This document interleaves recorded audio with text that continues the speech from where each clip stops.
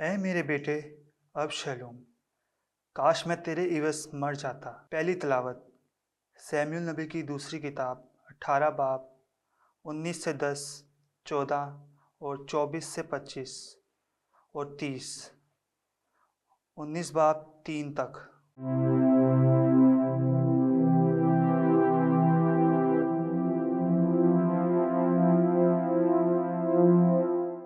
ऐसा हुआ कि अबशलोम दाऊद के खादमों को मिल पड़ा, और अब शलूम एक खच्चर पर सवार था, और वो खच्चर एक बड़े घने बालूत की शाखों के नीचे घुसा, तो उसका सर बालूत में लटका, और वो आसमान और ज़मीन के दरमियान लटक गया, और खच्चर उसके नीचे से निकल गया। सो एक आदमी ने देखकर योआब को खबर दी और कहा कि मैंने अबशलोम को एक बालूत के साथ लटका हुआ देखा। योआब ने कहा, इस तरह मैं तेरे सामने देर ना करूँगा।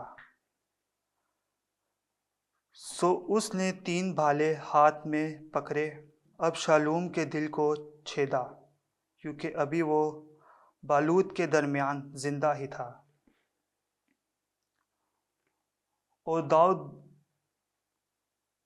दोनों फाटकों के दरमियान बैठा हुआ था, और एक पहरेदार दीवार के फाटक की छत पर चढ़ा और नज़र उठाई तो देखा कि एक आदमी दौड़ता हुआ आता है। तो पहरेदार ने चल के बादशाह को खबर दी। बादशाह ने कहा, अगर वो अकेला है तो उसके मुंह में कोई खुशखबरी है। और वो दौड़ता हुआ नज़दीक आया। तब बादशाह ने कहा, एक तरफ होकर वहाँ खड़ा हो। तो वो एक तरफ हो गया और खड़ा हुआ। और देखो, कोशी पहुंचा, और कोशी ने कहा, मेरे आका, बादशाह के लिए खुशखबरी है कि खुदावंद ने आज के दिन उन सब से जो तेरे खिलाफ उठे इंतकाम लिया। बादशाह ने कोशी से कहा, आया वो लड़का अबशालोम सलामत है? तो कोशी ने कहा कि मेरे आका बादशाह के दुश्मन और सब जो तेरे खिलाफ शरारत करने के लिए उठे इसी लड़के की तरह हूँ। तब बादशाह ने बेचैन हुआ और फाटक के ऊपर के कमरे में चढ़ा और रोता था,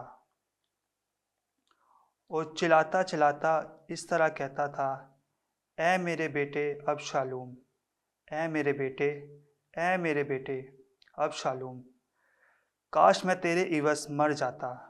ऐ अबशालोम मेरे बेटे, ऐ मेरे बेटे। योआब से कहा गया, देख, बादशाह रोता है और अबशालोम के लिए मातम करता है। तू फतह उस रोज़ सब लोगों के लिए मातम बन गई, क्योंकि लोग ने इस रोज़ ये कहते सुना कि बादशाह अपने बेटे के लिए गमगीन है। और वो लोग उस दिन कतराते हुए शहर में दाखिल होते थे। पाक कलाम के पढ़े और सुने जाने पर खुदा की बरकत हो, खुदा का शुक्र हो। ज़बूर और जमायती जवाब। ए खुदावन, अपना कान झुका और मेरी सुन।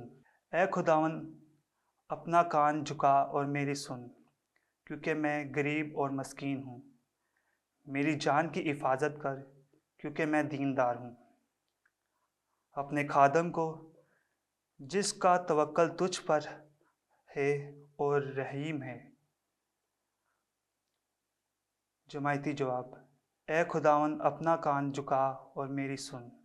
तू मेरा खुदावन है, ए खुदावन मुझ पर रहम कर, क्योंकि मैं दिन भर तेरे आगे नाला करता हूँ। अपने खादम के जी को खुश कर, क्योंकि ए खुदावन मैं तेरी तरफ अपनी रूह को उठाता हूँ।